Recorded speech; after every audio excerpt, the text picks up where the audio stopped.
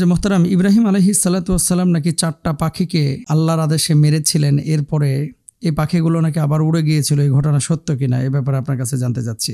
আল্লাহ সুবহানাহু ওয়া তাআলার প্রতি তো ঈমান ইব্রাহিম আলাইহিস সালাতু ওয়াস সালামের ছিলই। তারপরেও ইব্রাহিম আলাইহিস সালাতু ওয়াস সালাম কৌতূহলী হয়ে আল্লাহকে বলেছিলেন, আল্লাহ আপনি যদি আমাকে একটু দেখাইতেন কিভাবে আপনি জীবন দেন, কিভাবে মৃত্যু দেন এবং আবার যে পুনরুত্থান ঘটাবেন এটা কিভাবে। তো ইব্রাহিম আলাইহিস সালাতু ওয়াস সালামের ঈমান মানে কনফিডেন্সটাকে আরো বাড়ানোর জন্য আল্লাহর কাছে জিজ্ঞেস করেছিলেন। প্রশ্নটা এরকম ছিল, সূরা বাকারা 260 নম্বর আয়াত, ওয়া ইদ ক্বালা ইব্রাহিম রাব্বি আরিনি কাইফা তুহয়িল মাউতা ক্বালা আওয়ালাম তুমিন ক্বালা বালা ওয়ালাকিন লিয়াতমাইন্না কলবি। স্মরণ করো যখন ইব্রাহিম আলাইহিস সালাতু ওয়াস সালাম বলেছিলেন, হে রব আপনি মৃতকে কিভাবে জীবিত করেন আমাকে দেখান। তিনি বললেন, তুমি কি ঈমান আনোনি? সে বলল, অবশ্যই, কিন্তু আমার অন্তর যাতে প্রশান্ত হয়। আল্লাহ সুবহানাহু ওয়া তাআলা তখন ইব্রাহিম আলাইহিস সালাতু ওয়াস সালামকে 4টি পাখি ধরে নিজের কাছে রেখে সেগুলো এমনভাবে লালন পালন করতে নির্দেশ দিলেন যেন সেগুলো তার পোষা হয়ে যায়। তিনি ডাকলেই তার হাতের কাছে চলে আসে। তিনি যেন সেগুলোকে ভালোভাবে চিনতেও পারেন, সে অনুযায়ী ইব্রাহিম আলাইহিস সালাতু ওয়াস সালাম 4টি পাখি সংগ্রহ করেছিলেন। কয়টা? 4টা। এবং সেভাবে এই পাখিগুলোকে তিনি লালন পালন শুরু করলেন।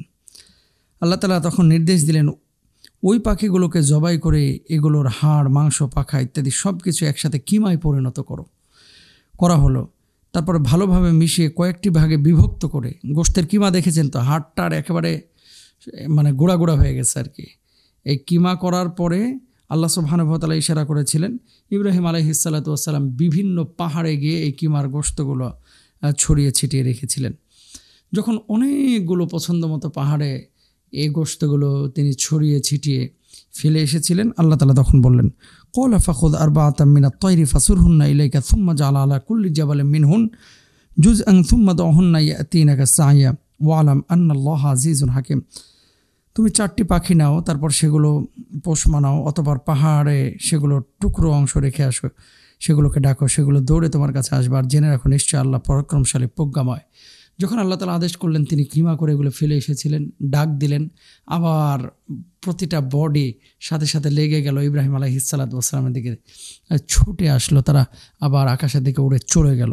তো আল্লাহ সুবহানাহু ওয়া তাআলা ইব্রাহিম নবীকে এই বিষয়টা এভাবেই দেখাইলেন যে আল্লাহ সুবহানাহু ওয়া তাআলা মৃত্যু দান করেন, তিনি জীবন দান করেন, তিনি আবার জীবন থেকে মৃত্যু ঘটান, আবার তিনি পুনরুত্থিত করবেন।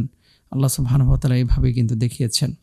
সুতরাং আল্লাহর প্রতি ঈমান আমাদের মজবুত করতে হবে।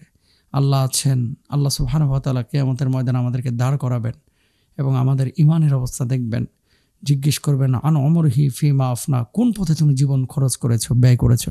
বি কেয়ারফুল প্রিয় ভাই এবং বোনেরা, আমরা ঈমানটাকে মজবুত করি ইনশাআল্লাহ।